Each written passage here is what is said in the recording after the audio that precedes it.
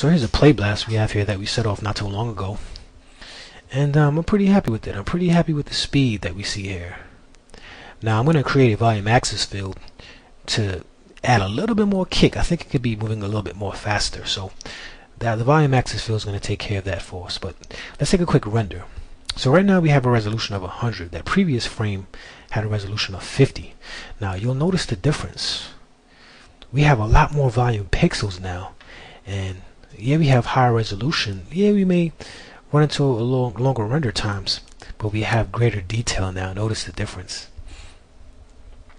It's really nice. So I'm going to turn on my velocity draw, take my draw length down to 0.1, and what I'm doing right here now is I'm just trying to find some problematic areas. I don't see any problems. You know, the voxels seem to be moving in a nice direction. It has a nice pattern, and once I see that, then I'm pretty happy, and I usually move forward. So let's move to frame 1. I'm going to go into the attribute editor, and I think I may increase my buoyancy, but let's see what my buoyancy value is set to. I have it set to 55, but I think I'm going to leave it at 55, and if anything, I'll add more velocity through my volume axis field. Now I have a layer here on the side that I created just for my scene navigation purposes. If I want to change an attribute of my light or move around my scene, it's very easy to access by me having to hide it or turn it on. So I created a volume axis field under the fields menu, and I had my container selected during the process. So by me having my container selected, it made that connection immediately. So I'll go into the dynamic relationship editor and show you how it's connected, but you have an option to connect it that way or by selecting your container. So I gave it a value of 1 along axis. I rotated along X 90 degrees, and I'm just going to slide it back along Z and just eyeball it into place. So I'm going to scale it up to 2 along X, 3.5 in Y, and 1 in actually, yeah, I'll give it a parameter of 2 along Z. So I'm just going to slide it down just a bit, and in my side view here, I'm just going to move it up just so that it lines up in the middle of my torus. Great. Perfect. So I mean, it doesn't have to be spot on, you know, you just have to get it in an area where you know it's going to cover your emission, and once you do that, you're okay. By default, I mean, it has a magnitude of 5. If I scroll down a bit, away from center I have set to 0. Along axis I have set to 1. Around axis I have set to 0. I'm not giving it any turbulence. So, you know, I'm going to select my gun right here. I'm going to shift select my container, and under the animation menu I'm going to constrain parent.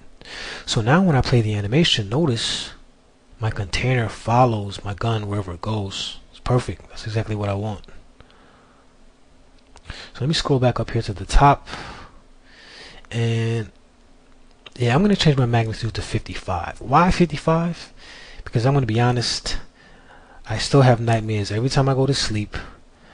I think of that special performance Michael Jordan had on my beloved New York Knicks and John Starks. I still have nightmares to this day.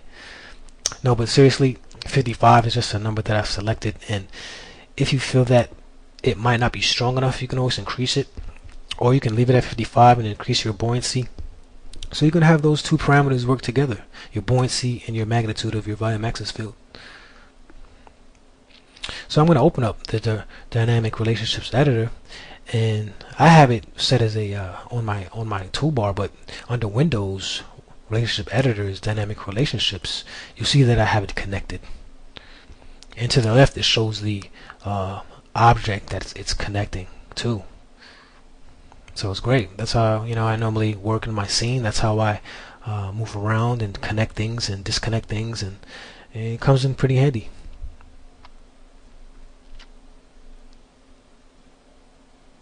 So let me just open up my attribute editor here for a bit. Change my resolution to 50. I'm going to go to frame 1, and let's play. Let's see what the volume axis field does for us. So wow, notice Like, look at the difference. And I'm going to go down and turn on velocity draw. Remember in the first chapter when we took a look and we saw how turbulent the voxels were behaving, the different sizes we had? Now everything seems to be in order. Now look, very good. I'm happy with that. I'm going to take my resolution back to 100. I'm going to double that. And I'm going to turn my shaded display to off. I don't want to see any smoke right now. And let's play it again. It's going to take a little bit longer, but it shouldn't be too long. It's pretty fast at 100 resolution. So yeah, I'm noticing it myself. So you guys see for yourselves. You notice, you know, your voxels are behaving much better now, and it's all because of the volume axis field. The volume axis field is helping us control our fluids as we emit them. So I'm very pleased with that. So the only issue that I see is that mushroom shape that we have upon emission. Now that's an easy fix. Now it's a habit. Most fluid containers are always going to emit that. If you notice here, when I turn it on, it's always going to emit that shape, that mushroom cloud shape, and that's normal. That always happens. Even in everyday life, you see that smoke upon emission, you get that effect. So I'm going to do a quick play blast, and I'll be back for chapter 3.